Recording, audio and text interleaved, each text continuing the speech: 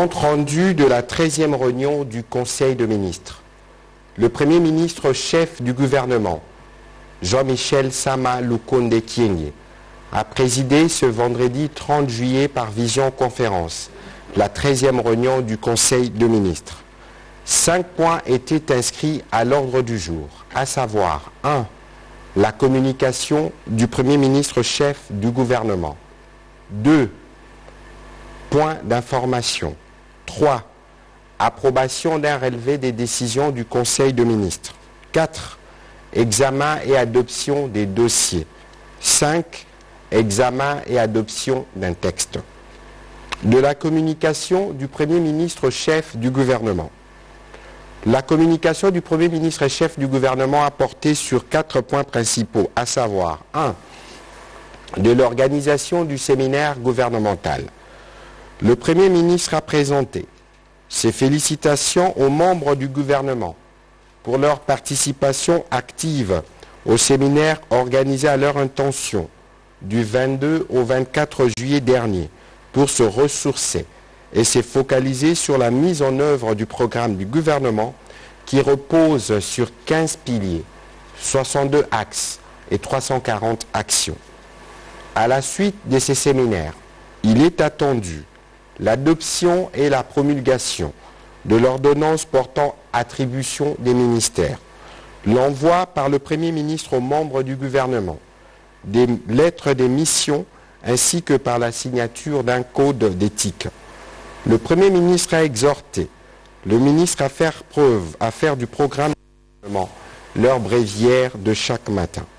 Il leur a rappelé la nécessité de se concentrer sur la mise en œuvre des actions sous la conduite du président de la République, des actions qui doivent partir de nos 145 territoires parce que c'est dès la base que l'impulsion doit être donnée pour ce qui concerne le développement de notre pays.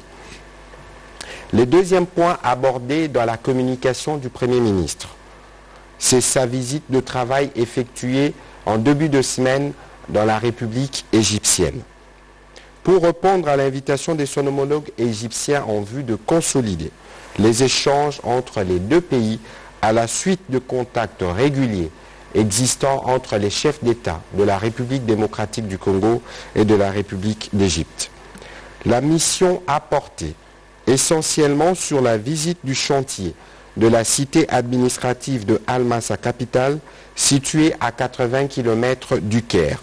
Le projet d'extension de la ville-province de Kinshasa, dans sa partie est, s'inspirera de ces modèles.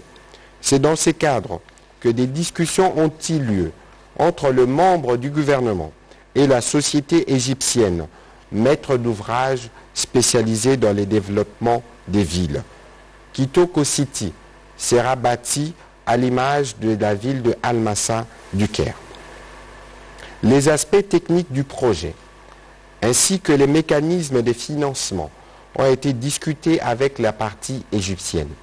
Les ministres d'État à l'urbanisme, son collègue à l'aménagement du territoire, ainsi que le ministre des Affaires foncières ont été chargés de préparer le rapport technique à soumettre au Conseil de ministres pour adoption.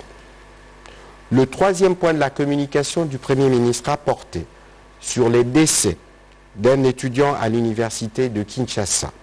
Le Premier ministre chef du gouvernement a déploré la mort de l'étudiant Chama Kwete. Il a indiqué que pareil événement est inacceptable et qui ne devrait plus se répéter. Il a réitéré, à la suite de l'implication du ministre de l'Enseignement supérieur et universitaire, les condoléances du gouvernement à la famille de l'illustre disparu ainsi qu'à toute la communauté estudiantine et professorale de l'université de Kinshasa.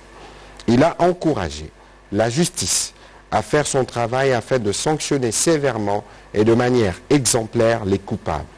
Il a rappelé la nécessité pour le gouvernement de poursuivre la formation des policiers dans les maintiens de l'ordre public et de les doter des armes non létales pour éviter pareil incident dans l'avenir. Autre point abordé par le Premier ministre. Il a rappelé aux membres du gouvernement la nécessité de rester attentifs aux revendications sociales pour prévenir les mouvements de grève, notamment dans les secteurs de la santé et dans les secteurs du transport. Il a également informer le membre du gouvernement de la reconduction des mesures de 15 jours arrêtées au Conseil de ministres du 18 juin dernier à Bunia concernant la lutte contre la propagation de la pandémie à coronavirus. Le Premier ministre a conclu son intervention en annonçant la signature par lui, en début de semaine, du décret qui va permettre au ministre des Finances et celui de Transport et Voies de Communication, ainsi que celui de l'Économie, de procéder à la signature des arrêtés qui vont concrétiser la baisse du coût des billets d'avion. Il en sera de même dans le prochain jour en ce qui concerne le produit surgelé. Au chapitre 2 du Conseil de ministres de ce jour, relatif au point d'information. Le vice-premier ministre, ministre de l'Intérieur, Décentralisation et Affaires coutumières, représenté par son vice-ministre, a fait le tableau de l'état du territoire, qui reste généralement marqué par le calme, et l'état d'esprit de la population a été marqué par quelques faits saillants, notamment les débats au sein de confessions religieuses autour de la désignation du candidat de président de la Commission électorale nationale indépendante, la polémique au sein de la population consécutive au projet de loi fixant à la proposition de loi fixant le montant de la dot et de fiançailles, la psychose au sein de la population consécutive à la décision prise le 16 juillet 2021 par les médecins de service public de radicaliser leur mouvement de grève sur toute l'étendue du pays et la poursuite des opérations militaires dans les provinces sous état de siège. Toujours sur ces chapitres, pour sa part, le ministre de la Défense nationale et ancien combattant a fait le point de la situation générale sur les terrains opérationnels qui demeure relativement calme à ce jour. Il est particulièrement revenu sur la situation sécuritaire dans les provinces sous état de siège où la forte pression de nos forces armées continue d'enregistrer des redditions de miliciens. En province de l'Ituri, la situation sécuritaire est suivie étroitement dans 2 de 5 territoires qui composent cette province.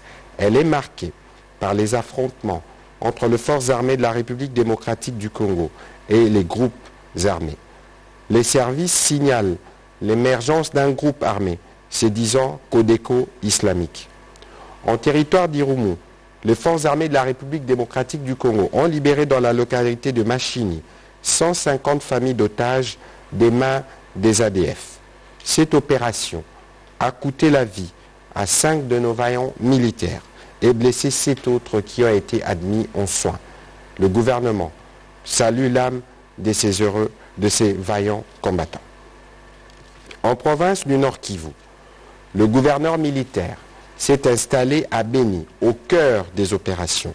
Avec son quartier général, il coordonne et suit de près les déroulements des opérations et sensibilise davantage les groupes armés à déposer les armes. Le calme a été ainsi observé cette semaine dans les territoires de Lubero, de Massissi, de Nyiragongo, de Walikale, ainsi que dans la ville de Butembo. D'autres redditions au FARDC ont également été enregistrées.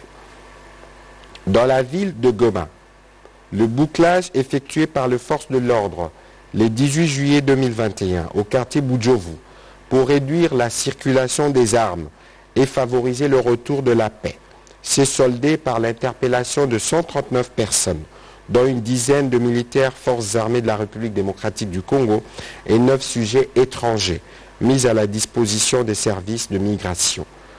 Des 66 de ces 139 personnes ont été relâchées et 73 autres ont été transférées à la prison des Munzenze. Des armes et munitions ont été saisies dans quelques maisons de ces criminels.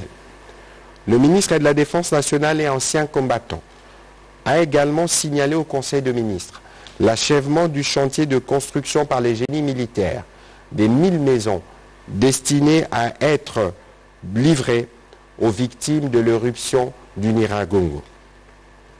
Évoquant la situation dans la province voisine du Sud Kivu, le ministre de la Défense nationale et ancien combattant a informé le Conseil du transfèrement à la justice militaire de 9 militaires, dont 7 poursuivis du chef des pillages de biens de la population et 2 autres pour vente des munitions et tenues militaires aux combattants Mai Mai, Biloz et Bishombouke à Minembwe.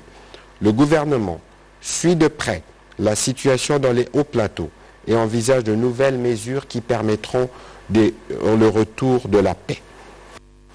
Au point 3 de ce chapitre sur les points d'information, le ministre de la Santé publique, Hygiène et Prévention a informé le Conseil des ministres que la tendance générale à la semaine épidémiologique 29, après la déclaration de l'épidémie le 10 mars 2020, a été marquée par une baisse de l'incidence de Covid-19 de 18,7% par rapport à la semaine précédente.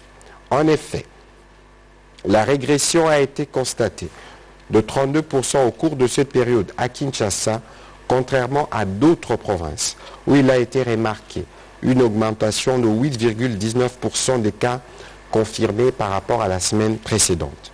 Quant au taux d'occupation de lits à Kinshasa, nous continuons d'enregistrer des baisses. À ces sujets, les efforts du gouvernement sont dorénavant déployés pour élever les défis de prise en charge médicale à l'intérieur du pays, particulièrement dans la province du Nord Kivu. Il y a un besoin accru en oxygène qui dépasse la capacité de production installée sur place. C'est ainsi qu'à l'initiative du président de la République, chef de l'État, le gouvernement de la République va acquérir 4 unités de production d'oxygène pour 4 villes de la partie est de la République du Congo où les cas de Covid se sont révélés en hausse ces 2 dernières semaines. La capacité de production de chacune de ces unités est de 100 bonbonnes d'oxygène par jour. En ce qui concerne la vaccination, le ministre de la Santé publique, Hygiène et Prévention a rassuré le Conseil de l'avancement du processus d'allocation diversifiée des vaccins à la République démocratique du Congo. C'est ainsi qu'il signale l'arrivée de 250 380 doses du vaccin Pfizer d'ici la mi-août 2021 et 4,6 millions autres doses arriveront en septembre prochain dans le cadre de l'initiative COVAX. Avant de conclure son intervention, le ministre de la Santé publique, Hygiène et Prévention a évoqué une série de négociations qui ont été entreprises entre les banques syndicales du personnel de la santé et le gouvernement, lesquelles ont abouti à des résolutions concrètes, invitant ainsi la grève dans les secteurs de la santé. Face aux revendications salariales, les médecins des services publics bénéficieront d'une allocation suivant le barème convenu au terme de ces négociations avec le ministère de la Santé et le ministère du Budget. Quant aux revendications du personnel de santé non médecins, en attendant leur rencontre avec le ministre de la Santé, 5092 agents sont déjà alignés et touchent leur prime des risques réajustée à partir de ce mois de juillet 2021. Les autres revendications seront prises en compte dans la loi des finances pour l'exercice 2022. Le gouvernement a invité leurs syndicats à prendre part aux conférences budgétaires qui débutent ce lundi 2 août 2021. Pour sa part, le ministre d'État, ministre de l'Urbanisme et Habitat, a présenté au Conseil le rapport de la mission officielle de la délégation qu'il a conduite avec des experts congolais à Yaoundé en République du Cameroun du 20 au 26 juin 2021 dans le cadre de la 40e Assemblée générale de Shelter Afrique. De la table ronde des ministres et chefs des délégations portant sur la problématique du déficit en logement décent et abordable en Afrique, à la visite des sites abritant les projets de logements sociaux en cours d'exécution à Yaoundé, en passant par les symposiums et les travaux proprement dits de l'Assemblée générale annuelle, ces assises qui ont permis à la République démocratique du Congo de marquer son retour dans les girons de Shelter Afrique, confirmant ainsi son leadership à la tête de l'Union africaine. En termes des résultats obtenus, le ministre d'État, ministre de l'Urbanisme et Habitat, a cité quelques exemples, notamment une ligne de crédit hypothécaire de 4 millions de dollars américains accordée à une banque congolaise à désigner pour des prêts hypothécaires.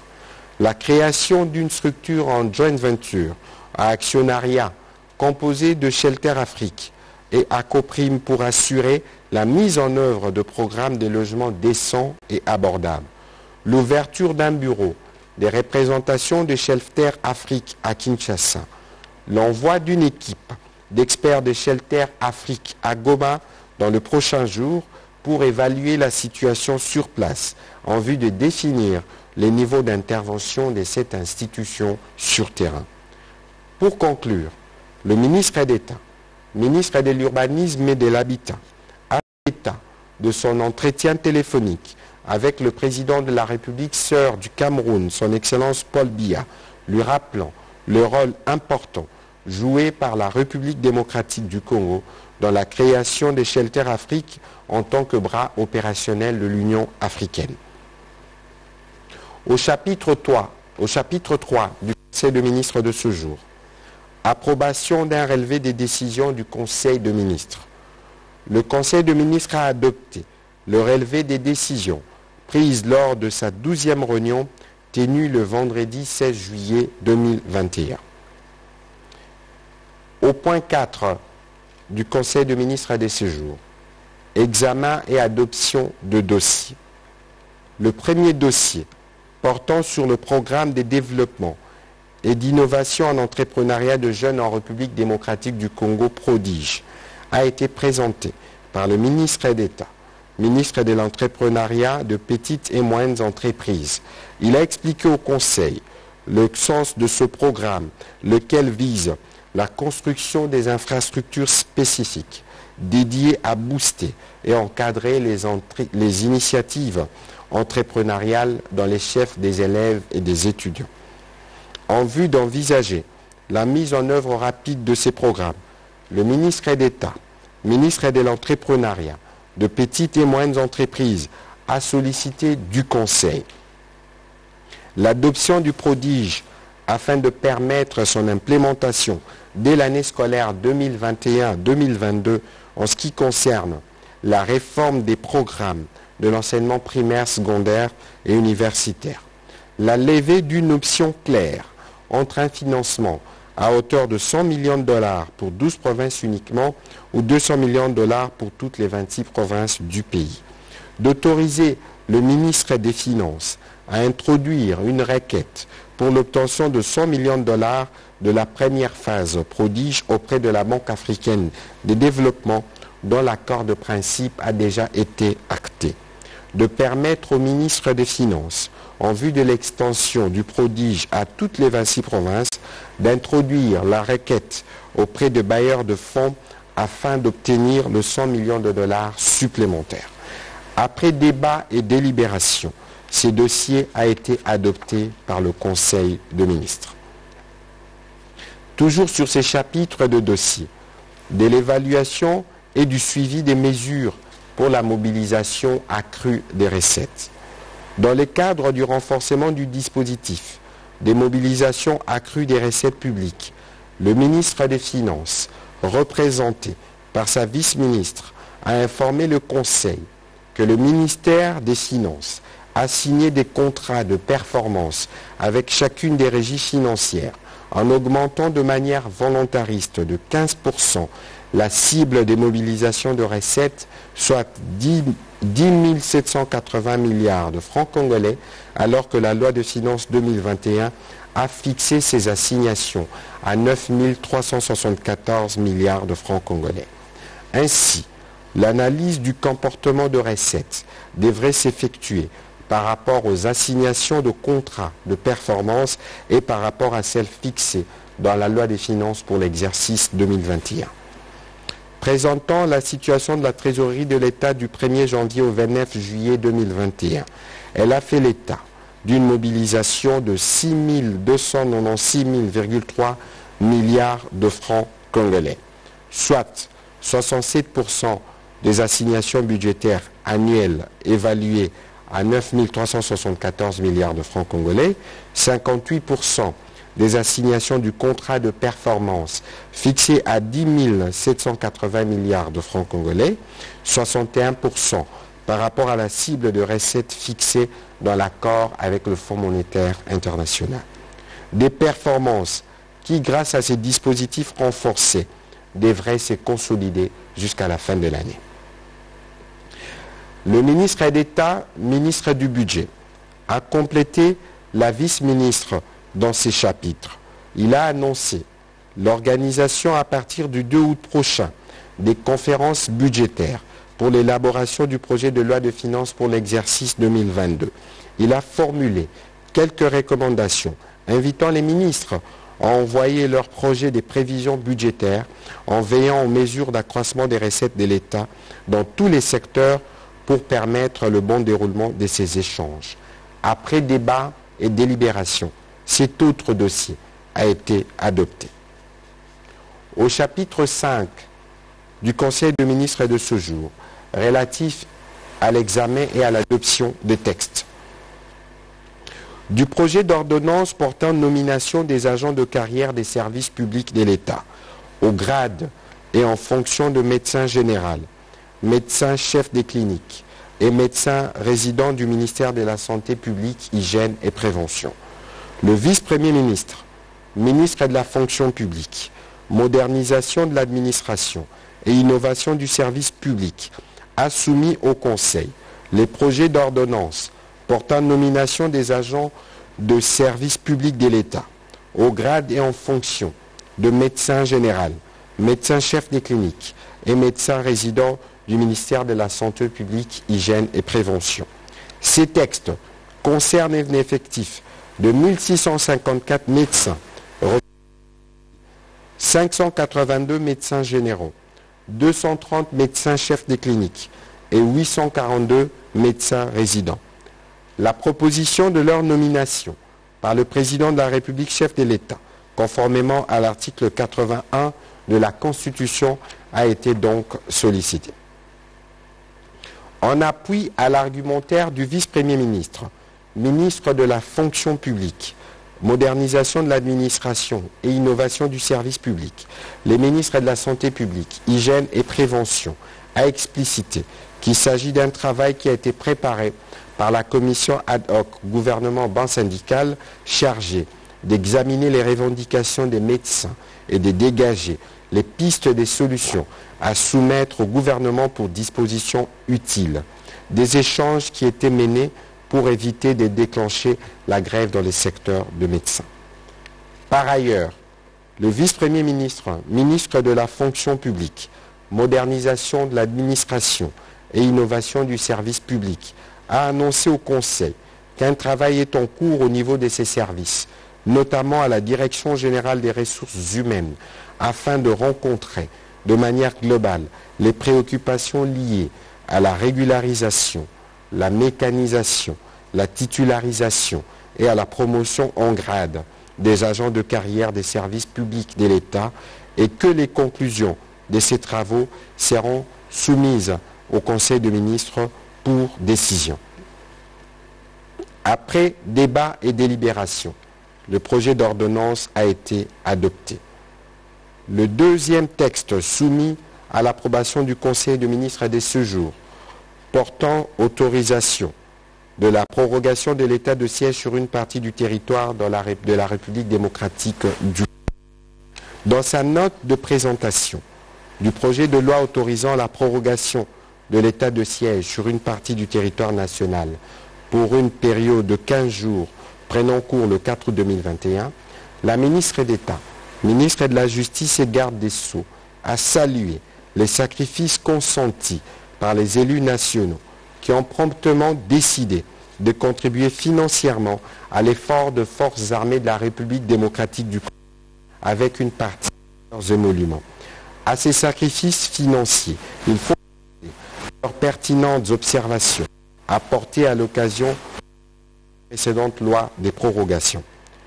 Eu égard aux nouvelles méthodes terroristes employées par l'ennemi, les forces armées de la République du Congo méritent d'être davantage soutenues. Et il leur faut plus de temps, pouvant leur permettre de poursuivre avec les opérations de grande envergure sur terrain. Une 5e prorogation de l'état de siège s'impose, compte tenu de l'envol qui vient de prendre la conduite de ces opérations, ainsi que la mise en des animateurs militaires de la territoriale dans les provinces concernées, à savoir la province du Nord Kivu et la province d'Ituri. Le gouvernement a en outre pris en compte, comme recommandé par les honorables députés, la nécessité de faire un état des lieux sur les questions majeures de sécurité et de la restauration de l'autorité de l'État dans cette partie du territoire national. Après débat et délibération, ce projet de loi a été adopté. Commencé à 10h49, la réunion du Conseil des ministres a pris fin à 14h29. Je vous remercie.